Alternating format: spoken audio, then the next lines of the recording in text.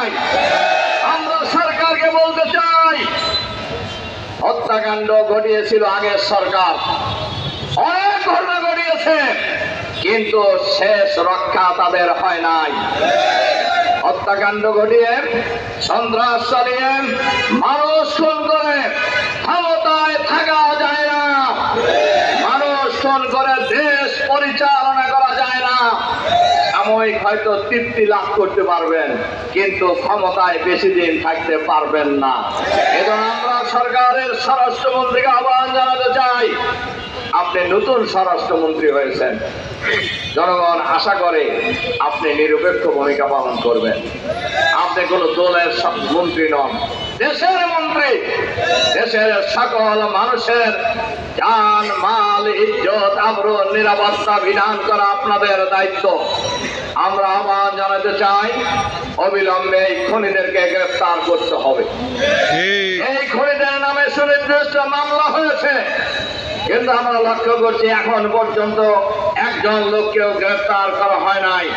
দিনে দুপুরে হাজার হাজার মানুষের সামনে হত্যাকাণ্ড সংঘটিত হয়েছে। আমরা সরকারের কাছে আহ্বান জানাতে চাই, অবিলম্বে শহীদ হাবিজুর রহমানের হত্যাকাণ্ডের সাথে যারা জড়িত এই খুনিদেরকে গ্রেফতার করতে হবে। তাদেরকে দৃষ্টান্তমূলক শাস্তির ব্যবস্থা করতে হবে। দেশের সন্ত্রাসী কর্মকাণ্ড বন্ধ করতে হবে, চাঁদাবাজি বন্ধ করতে হবে, দুর্বৃত্তপনা বন্ধ করতে হবে, দেশের মানুষকে শান্তি দিতে হবে।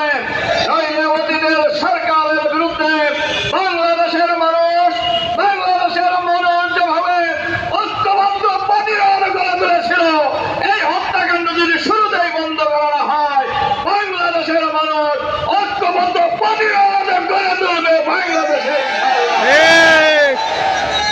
সংগ্রামী ভাই এবং বন্ধুগণ, এজন্য আমি আবারও সরকারের কাছে আহ্বান জানাতে চাই, অবিলম্বে সন্ত্রাসী কর্মকাণ্ডের সাথে যারা জড়িত তাদেরকে আপনারা চিহ্নিত করুন, গ্রেফতার করুন, বিচারের আওতায় নিয়ে এসেন।